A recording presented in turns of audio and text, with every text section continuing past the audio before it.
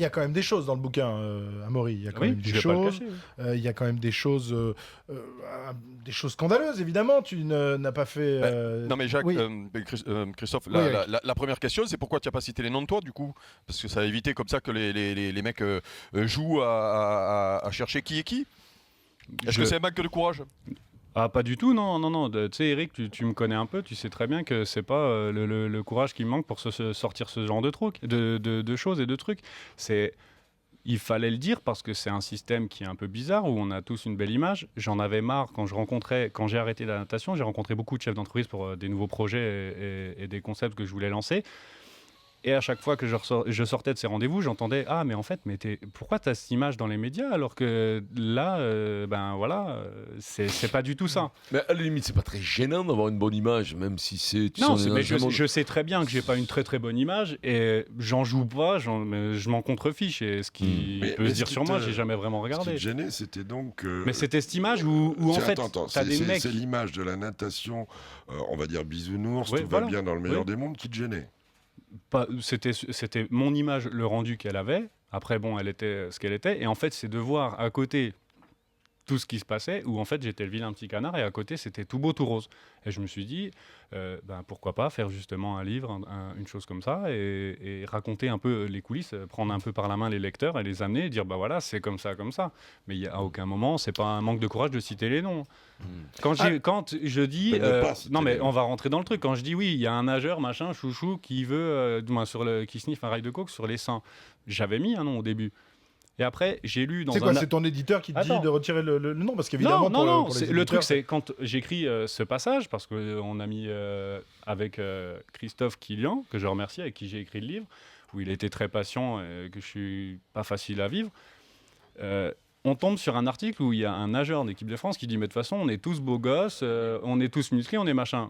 En fait, je l'ai regardé, je fais bingo, on va mettre ça au lieu de mettre un nom. Et ça va un peu juste mettre le doute, ça va un peu mettre un coup de pied dans la fourmilière et c'est tout. Alors, on va revenir justement en détail sur tout ce qu'on trouve dans ce bouquin. On le rappelle, Sexe, drogue et natation, c'est paru chez Fayard. Demain, 18 €, vous apprendrez beaucoup de choses, notamment tous ces dessous de natation. Tu en parlais il y a quelques instants. Donc, championnat d'Europe de Budapest, 2006. Tu dis que tu serais allé acheter de la cocaïne toi-même, pour un autre nageur français, et que tu l'aurais retrouvé quelques heures plus tard. Un beau gosse de l'équipe de France, chouchou du grand public, évidemment, suivez mon regard, tout le monde sait de qui il s'agit environ. Qui dis-moi qui je vais pas te dire son nom. Si, vas-y, mouille-toi. J'imagine, dans tous les cas.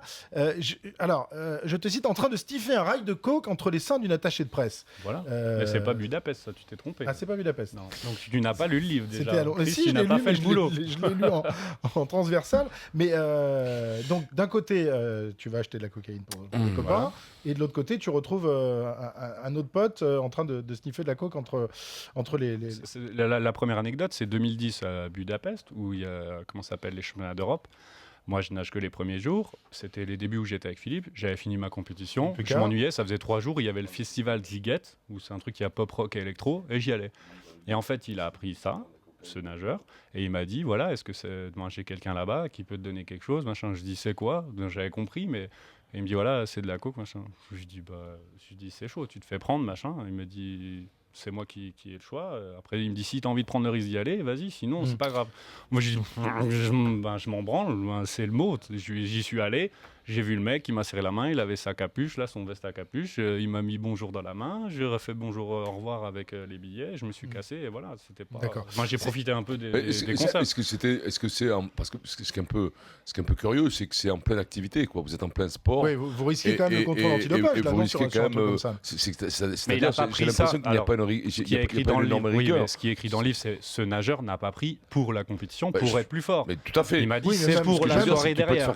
C'est pour la soirée derrière, bien entendu. Le lendemain, tu risques un contrôle. Ça m'est déjà arrivé un lendemain de compétition. Ça m'est arrivé un matin où on partait à 8h. À 6h, il y avait le mec qui était devant ma porte et il a toqué.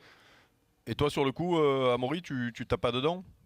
Non, pas à ce moment-là. D'accord. Ça m'est déjà arrivé, t'inquiète pas. De toute façon, personne n'est blanc comme neige. Mais oui. Je l'ai pas lu, donc j'ai... D'accord, donc... Ça m'est déjà arrivé plein de fois.